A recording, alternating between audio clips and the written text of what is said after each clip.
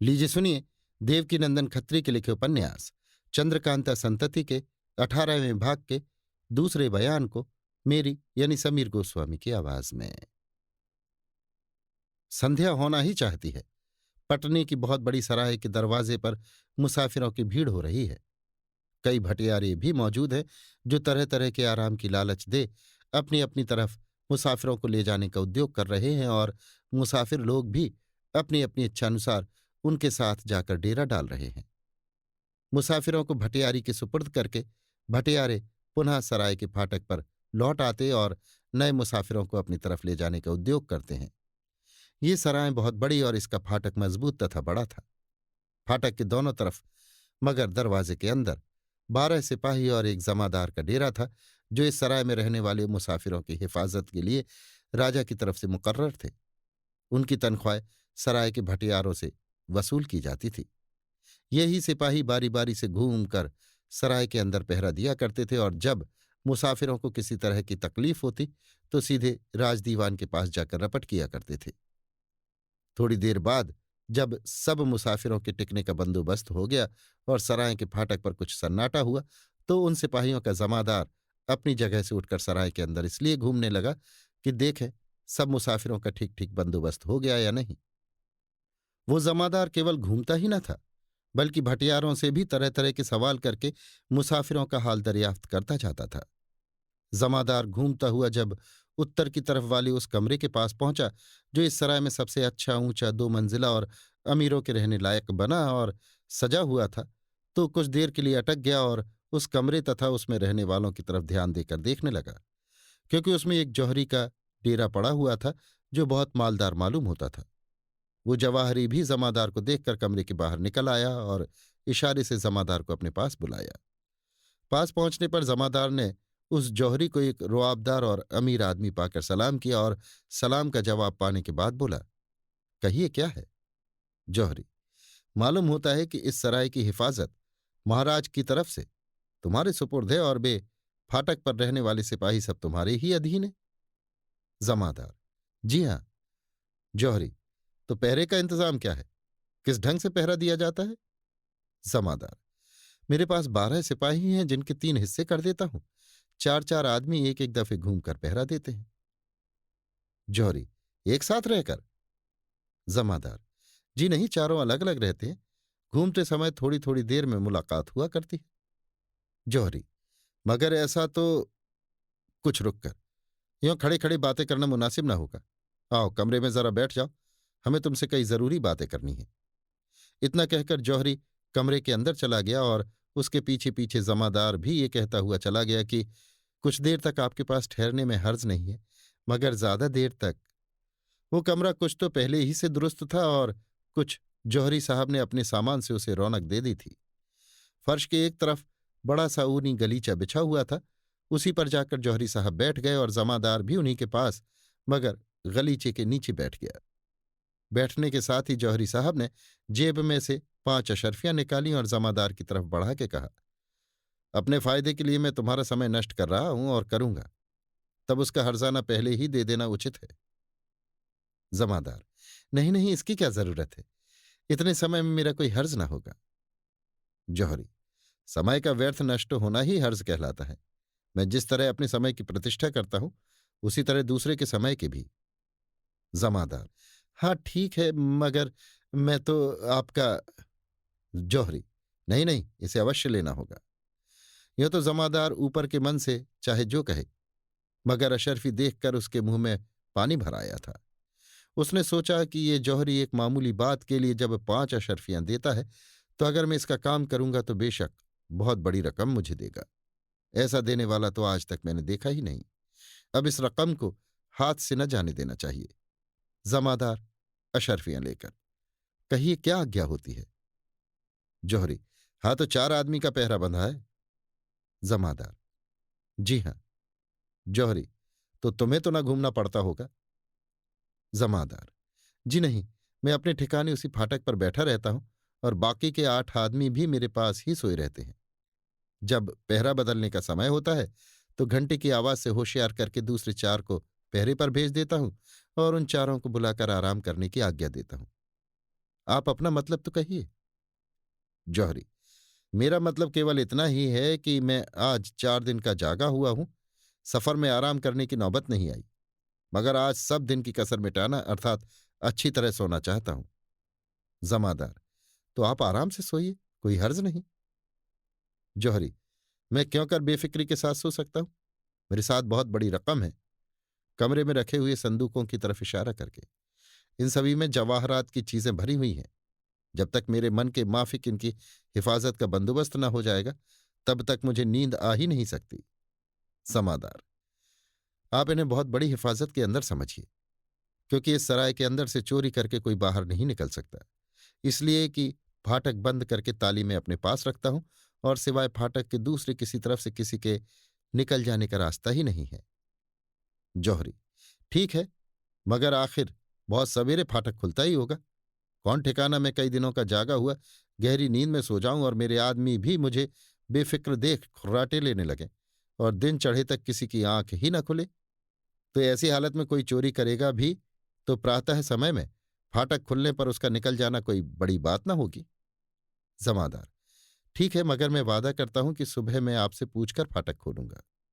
जौहरी: हो सकता है, किंतु कदाचित चोरी हो ही जाए और चोर पकड़ा भी जाए तो मुझे राजा या किसी राजकर्मचारी के पास सबूत देने के लिए जाना पड़ेगा, और ऐसा होने से मेरा बहुत बड़ा हर्ज होगा। ताज्जुब नहीं कि राजा साहब या राजकर्मचारी मुझे ठहरने की आज्ञा दे, मगर मैं एक दिन भी नहीं रुक सकता। इत्यादि बहुत सी बातों को सोचकर मैं चाहता हूं कि चोरी होने का शक ही न रहे और मैं आराम के साथ टांगे फैलाकर सोऊं, और ये बात यदि तुम चाहो तो सहज ही में हो सकती है। इसके बदले में मैं तुम्हें अच्छी तरह खुश कर दूंगा। जमादार: कोई चिंता नहीं, मैं अपने सिपाहियों को हुक्म दे दूंगा कि 4 में से एक आदमी सिर्फ आपके दरवाजे पर और 3 आदमी तमाम सराय में घूम घूम कर पहरा दिया करें। जौहरी: बस बस, इतने ही से मैं बेफिक्र हो जाऊंगा। अपने सिपाहियों को यह भी ताकीद कर देना कि मेरे सिपाहियों को सोने न दें। यद्यपि मैं भी अपने आदमियों को जागने के लिए सख्त ताकीद कर दूंगा, मगर वे कई दिन के जागे हुए हैं, नींद आ जाए तो कोई ताज्जुब की बात नहीं है। हाँ, एक तरकीब मुझे और मालूम है जो इससे भी सहज में हो सकती है। अर्थात तुम स्वयं अकेले भी यदि यहां अपने सोने का बंदोबस्त रखोगे तो तमाम रात यहां अमन चैन बना रहेगा। पहरा बदलने के समय। जमादार: मैं आपका मतलब समझ गया, मगर नहीं, ऐसा करने से मेरी बदनामी हो जाएगी। मुझे हरदम फाटक पर मौजूद ही रहना चाहिए, क्योंकि रात भर में 50 दफे लोग फाटक पर मेरे पास तरह तरह की फरियाद करने आया करते हैं। खैर, आप इस बारे में चिंता न कीजिए, मैं आपके माल असबाब की निगहबानी का पूरा इंतजाम कर दूंगा। अगर आपका कुछ नुकसान हो तो मेरा जिम्मा। कुछ और बातचीत करने के बाद जमादार अपने स्थान पर चला गया और थोड़ी देर बाद प्रतिज्ञा अनुसार उसने पहरे का बंदोबस्त भी कर दिया। पाठक, ये सौदागर महाराज हमारे उपन्यास का कोई नवीन पात्र नहीं है, बल्कि बहुत प्राचीन पात्र तारा सिंह है, जो नानक की चाल चलन का पता लगा के चुनारगढ़ लौट जा रहा है। इसे इस बात का विश्वास हो गया कि नानक मेरा पीछा करेगा और अय्यारी के कायदे को छप्पर पर रख के जहां तक हो सकेगा मुझे नुकसान पहुंचाने की कोशिश करेगा, इसलिए वो इस ढंग से सफर कर रहा है। हकीकत में तारा सिंह का ख्याल बहुत ठीक था। नानक तारा सिंह को नुकसान पहुंचाने बल्कि जान से मार डालने की कसम खा चुका था। केवल इतना ही नहीं, बल्कि वो अपने बाप का तथा राजा बीरेंद्र सिंह का भी विपक्षी बन गया था, क्योंकि अब उसे किसी तरफ से किसी तरह की उम्मीद न रही थी। अब वो यानी नानक भी अपने शागिर्दों को साथ लिए हुए तारा सिंह के पीछे पीछे सफर कर रहा है, और आज उसका भी डेरा इसी सराय में पड़ा है, क्योंकि पहले ही से पता लगाए रहने के कारण वो तारा सिंह की पूरी खबर रखता है और जानता है कि तारा सिंह सौदागर बनकर इसी सराय में उतरा हुआ है। नानक यद्यपि तारा सिंह को फंसाने का उद्योग कर रहा है, मगर उसे इस बात की खबर कुछ भी नहीं है कि तारा सिंह भी मेरी तरफ से गाफिल नहीं है, और उसे मेरा रत्ती रत्ती हाल मालूम है। अब देखना चाहिए कि किसकी चालाकी कहाँ तक चलती है। रात आधी से ज्यादा जा चुकी है। सराय के अंदर बिल्कुल सन्नाटा तो नहीं है, मगर पहरा देने वालों के अतिरिक्त बहुत कम आदमी ऐसे हैं जिन्हें अपनी कोठरी के बाहर की खबर हो। सराय का बड़ा फाटक बंद है। पहरे के सिपाहियों में से एक तो तारा सिंह के दरवाजे पर टहल रहा है, और बाकी के 3 घूम घूम कर इस बहुत बड़ी सराय के अंदर पहरा दे रहे हैं। तारा सिंह के साथ 2 आदमी तो इसके शागिर्द ही है, और 2 नौकर ऐसे भी है जिन्हें तारा सिंह ने रास्ते ही में तनख्वाह मुकर्रर करके रख लिया था। मगर ये दोनों नौकर तारा सिंह के सच्चे हाल को कुछ भी नहीं जानते। इन्हें केवल इतना ही मालूम है कि तारा सिंह एक अमीर सौदागर है। इस समय ये दोनों नौकर कमरे के बाहर दालान में पड़े खुर्राटे ले रहे हैं और तारा सिंह तथा उसके शागिर्द कमरे के अंदर बैठे आपस में कुछ बातचीत कर रहे हैं। कमरे का दरवाजा भिड़काया हुआ है। तारा सिंह का एक शागिर्द कमरे के बाहर निकला और उसने चारों तरफ निगाह दौड़ाने के बाद पहरे वाले सिपाही से कहा, तुम्हें सौदागर साहब बुला रहे हैं। जाओ सुनाओ, तब तक तुम्हारे बदले मैं पहरा देता हूं। अंदर जाकर दरवाजा भिड़का देना, खुला मत रखना। हुक्म पाते ही लालची सिपाही, जिसे विश्वास था कि हमारे जमादार को कुछ मिल चुका है और मुझे भी अवश्य मिलेगा, कमरे के अंदर घुस गया और बहुत देर तक तारा सिंह का शागिर्द इधर उधर टहलता रहा। इस बीच में उसने देखा कि एक आदमी कई दफे इस तरफ आया, मगर किसी को टहलता देखकर लौट गया। बहुत देर के बाद कमरे के अंदर से दो आदमी बाहर निकले। एक तो तारा सिंह का दूसरा शागिर्द और दूसरा स्वयं सौदागर भेषधारी तारा सिंह। तारा सिंह के हाथ में सिपाही का ओढ़ना मौजूद था, जिसे अपने शागिर्द को, जो पहरा दे रहा था, देखकर उसने कहा, इसे ओढ़कर तुम एक किनारे सो जाओ। अगर कोई तुम्हारे पास आकर बेहोशी की दवा भी सूंघावे तो बेखटके सूंघ लेना और मुझको अपने से दूर न समझना। तारा सिंह के शागिर्द ने ओढ़ना ले लिया और कहा, जब मैं टहल रहा हूं तब से 2-3 दफे दुश्मन आया, मगर मुझे होशियार देखकर लौट गया। तारा सिंह, हाँ, काम में कुछ देर जरूर हो गई है। मैं उस सिपाही को बेहोश करके अपनी जगह सुला आया हूं और चिराग गुल कर आया हूं, हाथ से इशारा करके। अब तुम इस खंभे के पास लेट जाओ। दूसरे शागिर्द से, और तुम उस दरवाजे के पास जा लेटो। मैं भी किसी ठिकाने छिपकर तमाशा देखूंगा। तारा सिंह की आज्ञानुसार उसके दोनों शागिर्द बताए हुए ठिकाने पर जाकर लेट गए और तारा सिंह अपने दरवाजे से कुछ दूर एक मुसाफिर की कोठरी के आगे जाकर लेट रहा, मगर इस ढंग से कि अपनी तरफ की सब कार्रवाई अच्छी तरह देख सके।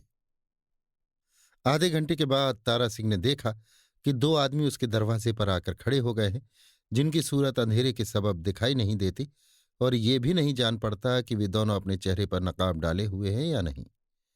कुछ अटक कर उन दोनों आदमियों ने तारा सिंह के आदमियों को देखा भाला।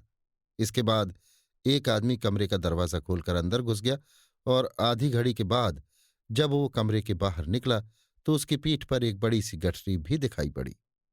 गठरी पीठ पर लादे हुए अपने साथी को लेकर वो आदमी सराय के दूसरे भाग की तरफ चला गया। जब वो दूर निकल गया तो तारा सिंह अपने दरवाजे पर आया और शागिर्दों को चैतन्य पाने पर समझ गया कि दुश्मन ने उसके आदमी को बेहोशी की दवा नहीं सूंघाई थी। तारा सिंह के दोनों शागिर्द उठे, मगर तारा सिंह उन्हें उसी तरह लेटे रहने की आज्ञा देकर अपने कमरे के अंदर चला गया और भीतर से दरवाजा बंद कर लिया। रोशनी करने के बाद तारा सिंह ने देखा कि दुश्मन ने उसकी कोई चीज नहीं चुराई है, वो केवल उस सिपाही को उठाकर ले गया है जिसे तारा सिंह अपनी सूरत का सौदागर बनाकर अपनी जगह लिटा आया था। तारा सिंह अपनी कार्रवाई पर बहुत प्रसन्न हुआ और उसने कमरे के बाहर निकलकर अपने शागिर्दों को उठाया और कहा, हमारा मतलब सिद्ध हो गया। अब इसमें कोई संदेह नहीं कि कमबख्त नानक अपनी मुराद पूरी हो गई समझ के इसी समय सराय का फाटक खुलवाकर निकल जाएगा और मैं भी ऐसा ही चाहता हूं। अस्तु अब उचित है कि तुम दोनों में से एक आदमी तो यहां पहरा दे और एक आदमी सराय के फाटक की तरफ जाए और छिपकर मालूम करे कि नानक कब सराय के बाहर निकलता है। जिस समय वो सराय के बाहर हो उसी समय मुझे इत्तला मिले। इतना कहकर तारा सिंह कमरे के अंदर चला गया और भीतर से दरवाजा बंद कर लेने के बाद कमरे की छत पर चढ़ गया, इसलिए कि वो कमरे के ऊपर से अपने मतलब की बात बहुत कुछ देख सकता था। इस समय नानक की खुशी का कोई ठिकाना न था। वो समझे हुए था कि हमने तारा सिंह को गिरफ्तार कर लिया, अस्तु जहां तक जल्द हो सके सराय के बाहर निकल जाना चाहिए। इसी ख्याल से उसने अपना डेरा कूच कर दिया और सराय के फाटक पर आकर जमादार को बहुत कुछ कह सुनाकर यह दे दिला के दरवाजा खुलवाया और बाहर हो गया। तारा सिंह को जब मालूम हुआ कि नानक सराय के बाहर निकल गया तब उसने यहां चोरी हो जाने की खबर मशहूर करने का बंदोबस्त किया। उसके पास जो संदूक थे जिनमें कीमती माल होने का लोगों या जमादार को गुमान था, उनका ताला तोड़कर खोल दिया, क्योंकि वास्तव में संदूक बिल्कुल खाली केवल दिखाने के लिए थे। इसके बाद अपने नौकरों को होशियार किया और खूब रोशनी करके चोर चोर का हल्ला मचाया और जाहिर किया कि हमारी लाखों रुपए की चीज यानी जवाहिरात चोरी हो गई।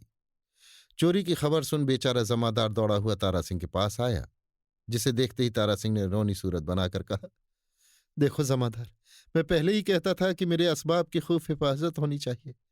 आखिर मेरे यहाँ चोरी हो ही गई। अब मालूम होता है कि तुम्हारे सिपाही ने मिलकर चोरी करवा दी, क्योंकि तुम्हारा सिपाही दिखाई नहीं देता। कहो, अब हम अपने लाखों रुपए के माल का दावा किस पर करें? तारा सिंह की बात सुनते ही जमादार के तो होश उड़ गए। उसने टूटे हुए संदूकों को भी अपनी आंखों से देख लिया और खोज करने पर उस सिपाही को भी न पाया जिसका इस समय पहरे पर मौजूद रहना वाजिब था। यद्यपि जमादार ने उसी समय सिपाहियों को फाटक पर होशियार रहने का हुक्म दे दिया, मगर इस बात का उसे बहुत रंज हुआ कि उसने थोड़ी ही देर पहले एक आदमी को डेरा उठाकर सराय के बाहर चले जाने दिया था। उसने तुरंत ही कई सिपाहियों को उसकी गिरफ्तारी के लिए रवाना किया और तारा सिंह से कहा, मैं इसी समय इस मामले की इत्तला करने राजदीवान के पास जाता हूं।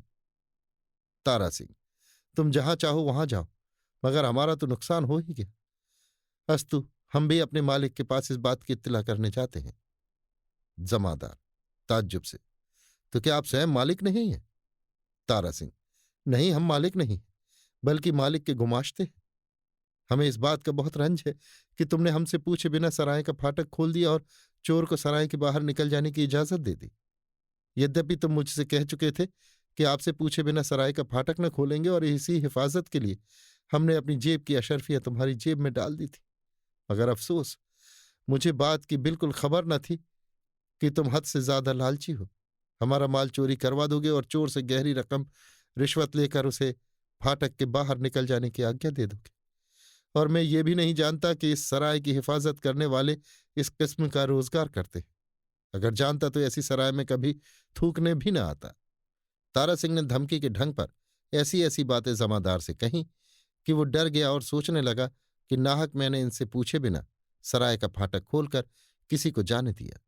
अगर किसी को जाने न देता तो बेशक इनका माल सराय के अंदर से ही निकल आता। अब बेशक मैं दोषी ठहरता हूं। ताज्जुब नहीं कि सौदागर की बातों पर दीवान साहब को भी ये शक हो जाए कि जमादार ने रिश्वत ली है। अगर ऐसा हुआ तो मैं कहीं का भी न रहूंगा, मेरी बड़ी दुर्गति की जाएगी। चोरी भी ऐसी नहीं है कि जिसे मैं अपने से पूरी कर सकूं। इत्यादि बातें सोचता हुआ जमादार बहुत ही घबरा गया और बड़ी नरमी और आजीजी के साथ तारा सिंह से माफी मांगकर बोला, निस्संदेह मुझसे बड़ी भूल हो गई, मगर मैं आपसे वादा करता हूं कि उस चोर को जो मुझे धोखा देकर और फाटक खुलवाकर चला गया है, अभी गिरफ्तार करवा लूंगा। परंतु मेरी जिंदगी आपके हाथ में है। अगर आप मुझ पर दया करके फाटक खोल देने वाले मेरे कसूर को छिपावेंगे तो मेरी जान बच जाएगी, नहीं तो राजा साहब मेरा सिर कटवा डालेंगे और इससे आपका कुछ लाभ न होगा। मैं कसम खाकर कहता हूं कि मैंने उससे एक कौड़ी भी रिश्वत में नहीं ली है। मुझे उस कमबख्त ने पूरा धोखा दिया है, मगर मैं उसे निस्संदेह गिरफ्तार करूंगा और आपकी रकम को जाने न दूंगा। यदि आपको मुझ पर शक हो और आप समझते हो कि मैंने रिश्वत ली है, तो फाटक पर चलकर मेरी कोठरी की तलाशी ले लीजिए और जो कुछ निकले, चाहे वो आपका दिया हो या मेरा खास हो, वो सब आप ले लीजिए, मगर आप मेरी जान बचाइए। जमादार ने तारा सिंह की हद से ज्यादा खुशामद की और यहां तक गिड़गिड़ाया कि तारा सिंह का दिल हिल गया। मगर अपना काम निकालना भी बहुत जरूरी था, इसलिए चालबाजी के साथ उसने जमादार का कसूर माफ करके कहा, अच्छा, मैं कसूर तो तुम्हारा माफ कर देता हूं, मगर इस समय जो कुछ मैं तुमसे कहता हूं उसे बड़े होशियारी के साथ करना होगा। अगर कसर करोगे तो तुम्हारे हक में अच्छा न होगा। जमादार, नहीं नहीं, मैं जरा भी कसर न करूंगा। जो कुछ आप हुक्म देंगे वही करूंगा। कही क्या आज्ञा होती है? तारा सिंह, एक तो मैं अपनी जुबान से झूठ कदापि न बोलूंगा। जमादार कांप कर, तब मेरी जान कैसे बचेगी? तारा सिंह, तुम मेरी बात पूरी हो लेने दो। दूसरे, मुझे यहां से तुरंत चले जाने की जरूरत भी है, इसलिए मैं अपने शागिर्दों की तरफ इशारा करके दोनों साथियों को यहां छोड़ जाता हूं। तुम जब चोर को गिरफ्तार करके अपने राज दीवान या राजा के पास जाना तो इन्हीं दोनों को ले जाना। ये दोनों आदमी अपने को मेरा नौकर कहकर चोरी गई हुई चीजों को बखूबी पहचान लेंगे और ये चोरी के समय मेरा यहां मौजूद रहना तथा तुम्हारा कसूर कुछ भी जाहिर न करेंगे।